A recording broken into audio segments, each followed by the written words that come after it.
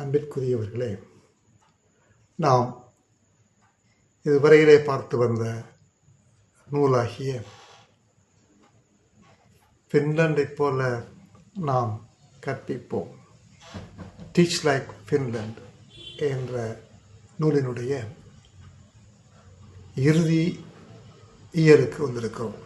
5வது இயல். இதுவரையில் இந்த 4 இயல்களிலும் நாம் பல விஷயங்களை பேசணும். முக்கியமாக 4 குறிப்பிட்ட நிலைகளை பற்றி பேசணும்.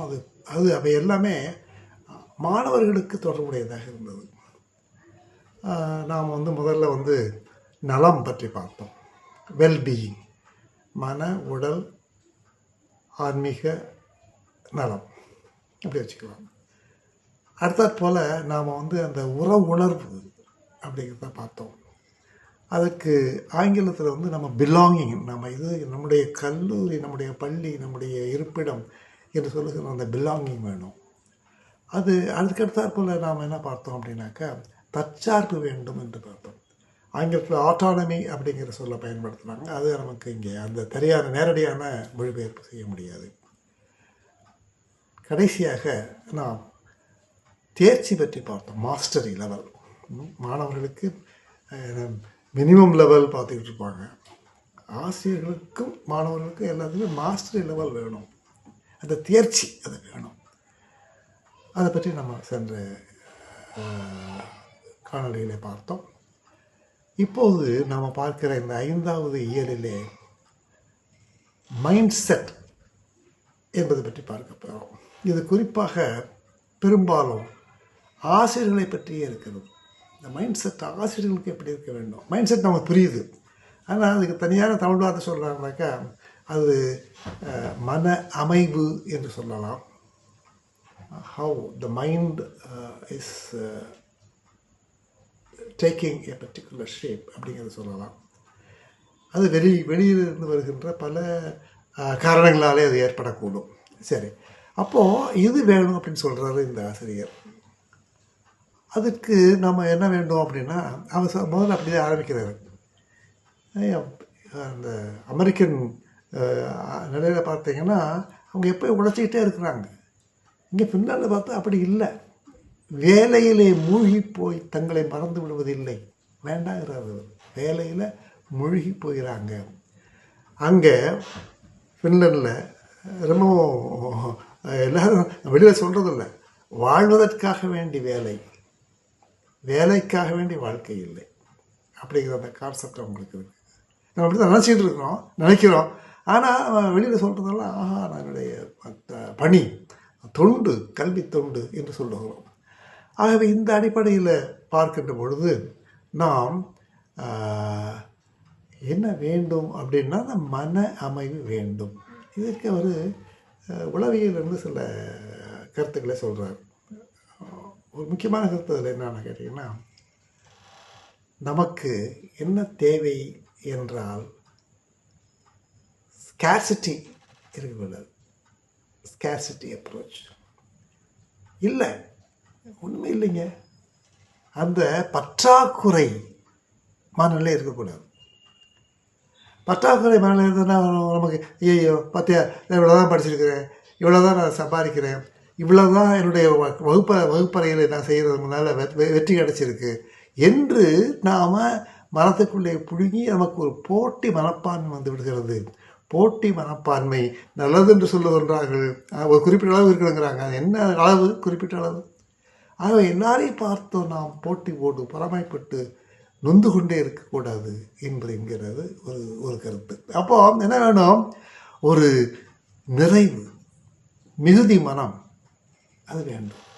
ஸ்கேர்சிட்டி அப்ரோச்சில் நாம் என்ன வேண்டும்? அபண்டன்ஸ் நிறைய இருக்குது இந்த உலகத்தில். அது எல்லோரும் சொல்கிறாங்க, இந்த உலகத்தை போய் எப்படியா ஏன் அவ்வளோ எல்லாம் சுரண்டிகிட்டே இருக்கிறீங்க, உலகம் நிறையா இருக்காது, கொஞ்சம் எடுத்து செலவழிங்கய்யா. ஒரே நேரத்தில் அவ்வளவு கிணக்கறியை சுரண்டிட்டாங்க. ஒரே நேரத்தில் எல்லா விதமான பெட்ரோலியம் ப்ராடக்ட்ஸ்லாம் வீணாக்கிட்டாங்க. இப்போ என்ன இருக்குது? தங்கத்தெல்லாம் எடுத்துட்டாங்க. ஆக இந்த ஒரு பூமியை, இந்த புவிப்பந்தை ஒரு இடமாக மாற்றிவிட்டார்கள். சரி, அப்போது இந்த மிகுதி வேணும், குழந்தைகளுக்கு வேண்டும். அதை நம்ம வளர்க்கணும். அது எப்போ வரும்? நம்ம அந்த இது இருந்துச்சுன்னா, போட்டியும் பொறாமையும் நம்மளே ஏற்படுத்தி கொடுத்தவன் தான். பாரு, அவன் அப்படி படிச்சிருக்கான், அந்த கிளாஸில் ஃபஸ்ட் ரேங்க் வாங்கிட்டாங்க, நம்மளும் வாங்கணும் அப்படின்ற இல்லாமல். அப்போ என்ன வேணும்?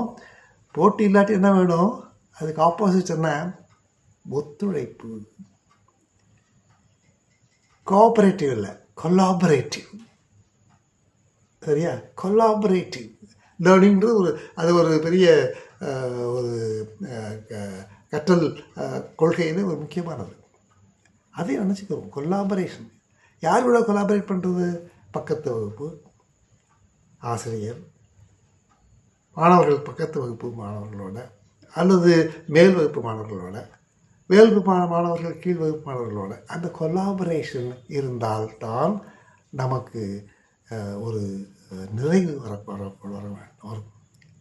ஆக அங்கே அமெரிக்காவில் என்னன்னா, மாஸ்டர் டீச்சர், ஹெட் மாஸ்டர் அல்லது head of the department master டீச்சர்லாம் பார்த்தீங்கன்னா, இங்கே இந்த ஸ்கூல்லாம் அப்படி இருக்காதுன்னு நினைக்கிறேன். நம்முடைய அரசு உதவி வரும் பள்ளிகளில், அந்த அரசு பள்ளிகளெல்லாம் அந்த மாதிரி நிறைய ஹையரார்கி இருக்காது. ஹெட் மாஸ்டர், அசிஸ்டன்ட் மாஸ்டர், அவ்வளோதான். அதான் சின்ன கிளாஸுக்கெல்லாம், அது 9th ஸ்டாண்டர்டு கீழே இருக்கிறவங்களுக்கு ஒரு ஹெட் மாஸ்டர் இருப்பார், அவ்வளோதான். ஆனால் இங்கே பார்த்தீங்கன்னா ஒவ்வொரு டிபார்ட்மெண்ட்டுக்கும் ஒருத்தர் இருப்பாங்க, ஒரு துறைக்கு ஒருத்தர் தலைவர், கோஆர்டினேட்டர். இதில் இந்த நம்ம சம்பளம் நிறையா வாங்குகிறாங்களே அந்த தனியார் பள்ளிகளில். சரி, அப்போது அந்த எல்லாருக்கும் எங்கள் இந்த மாதிரி நம்மகிட்ட இல்லாட்டியும் கூட நமக்கு அந்த தலைமை ஆசிரியர் அப்படிங்கிற ஒரு மனப்பான்மை வந்து, நமக்கு எல்லாம் தெரியும், நம்மகிட்ட வந்து மற்றவங்க கேட்டுக்கிட்டோம் அப்படிங்கிற ஒரு மனப்பான்மை வந்துவிடும். அப்போ என்னது? அப்போ அந்த போட்டி வந்தது, இப்போ கொலாபரேஷனுக்கு வழி இல்லாமல் போயிடுது. ஆகவே இந்த முக்கியமான மன நிறைவு ஆசிரியர்களுக்கு வேண்டும். இது எப்படி கொண்டு வரதுன்னா, அவர் ஒரு 4-5 யுக்திகள் சொல்கிறாரு. முதலாவதாக அவர் சொல்கிறது ஃப்ளோ அப்படிங்கிற வார்த்தையை பயன்படுத்திக்கிறார். அவர் பேசுகிறது நல்ல ஃப்ளோட, எழுதியிருக்கிறது நல்ல ஃப்ளோ, நல்ல நடை, ஆற்றழுக்கான நடை அப்படின்னா சொல்கிறாங்களே, அது மாதிரி நம்முடைய பணிகளையும் ஒரு ஃப்ளோ இருக்கணும். முழுவதுமாக அந்த பணியிலே மூழ்கி போகாமல், அதே சமயத்தில் அந்த பணியை ஒழுங்காக செய்கின்ற அந்த மனநிலை வேண்டும். அதை தேட சொல்கிறாங்க. அதில் உயர்வு டாப் பொசிஷனுக்கு வரணும் அப்படிங்கிறது கிடையாது. நான் தான் முதன்மையான ஆசிரியர் அப்படிங்கிறது இல்லை. நாம் நம்முடைய நிலையில் இருந்து ஒரு பணியினை நம்முடைய நோக்கத்துக்கு ஏற்றவாறு நிறைவேற்றுகிறோம், அதுதான் முக்கியம். ஆக அப்படி நாம் அந்த மாதிரி உயர்வை மட்டுமே நாடிக்கிட்டு இருந்தோம்னா அது நம்முடைய முயற்சிகளை மாற்று திசைகளிலே செலுத்தி விடும். நான் பார்த்துருக்கேன், சில ஆசிரியர்கள் நான் மற்றவங்கள செய்யணும் அப்படின்னு சொல்லிட்டு பார்த்தாங்கன்னா உண்மையான படிப்பை கோட்டை விட்டுருவாங்க. ஆகவே அதில் ரொம்பவும் ஆசிரியர்கள் கவனமாக இருக்க வேண்டும். நல்ல ஆர்வம் உள்ள ஆசிரியர்கள் இருக்கிறாங்க, ஆனால் அந்த ஆர்வத்தை நாம் மட்டுப்படுத்தி கட்டுப்படுத்தி ஒரு சேனலைஸ் பண்ணணும். சரி, அப்போது ஒரு நமக்கு என்ன முடியுமோ அந்த முடியக்கூடியவற்றை செய்து முடிப்போம் ஆசிரியர்களாக. அந்த நோக்கம், அந்த வகுப்பருடைய நோக்கம் அல்லது அந்த பாடத்தின் நோக்கம் எதுவாக இருந்தாலும் அதை நோக்கி முன்னேற வேண்டும் தான், அது முக்கியமானது.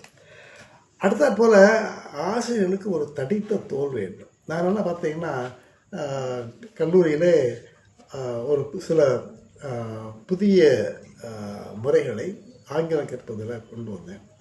அதை பார்த்து பலர் சிரித்தாங்க. என்னையா நீங்கள் எலிமெண்ட்ரி ஸ்கூல் போயிருக்க போல தெரியுது, குழந்தைகளுக்கு சொல்லித்தரதா நீங்கள் இங்கே சொல்லிக்கிட்டுருக்கீங்க அப்படின்னு சொல்லிட்டு கேரி பண்ணாங்க. ஆனால் அதை நான் தாங்கி கொண்டு தொடர்ந்து அதில் எனக்கு தேவை, என்னுடைய மாணவர்களுக்கு தேவை என்னமோ அதை நான் செய்கிறேன், அது மாதிரி மற்றவங்க செய்யுங்க என்று என்னுடைய முறையை நான் கொண்டு வந்தேன். அது அப்போ எனக்கு என்ன இருந்துச்சு, அந்த ஏளனம், ஏச்சு, பேச்சுக்கள் அவ்வளவையும் தாங்கிக் கொள்வதற்கு எனக்கு தடிமனான தோல் இருந்தது,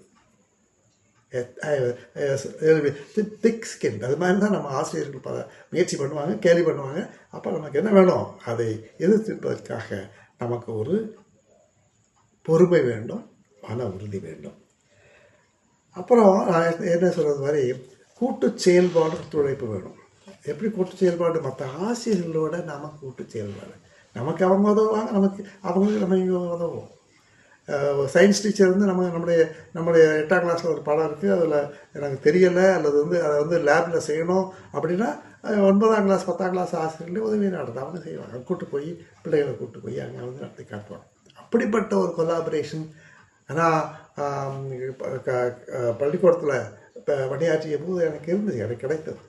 பெரிய ஆசிரியர்களோ என்னுடைய ஆசிரியர்களாக இருந்தவர்கள் என்னோடு பணியாற்றினாங்க. அவங்களாம் கேட்டாங்க, வின்சென்ட் உங்களுக்கு தெரியாது செய்யுங்க அப்படின்னு ஊக்கப்படுத்துவாங்க. அந்த மாதிரியான ஒரு ஒத்துழைப்பு. லேபுக்கு கூட்டு போக செஞ்சுருவாங்க. 8ஆம் கிளாஸ் பிள்ளைகளை 9ஆம் கிளாஸ் பிள்ளைகளை லேபுக்கு கூட்டு போங்க அப்படிம்பாங்க.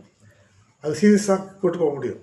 என்னை மாதிரி புதுசாக சேர்ந்தவர்கள்லாம் செய்ய முடியாது. அப்படிப்பட்ட ஒரு கொலாபரேஷன் எப்படி எவ்வளவு வர முடியும் அப்படிங்கிறதை செஞ்சது பாருங்கள் ஆசிரியர்களே.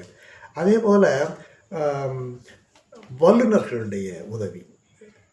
உடனே வல்லுநர்கள் வெளியில் இருந்து கூப்பிடுறோம் அப்போதான் கிடையாது. நம்ம வகுப்பில், நம்ம கல்லூரியில், நம்முடைய பள்ளியில் வல்லுநர்கள் சில சப்ஜெக்ட்ஸில் இருப்பாங்க. அவங்களுடைய உதவியை நான், அவங்களுடைய ஒத்துழைப்பை நான் அவர்களை கொண்டு வந்து நான் பாடம் நடத்த சொல்லலாம்.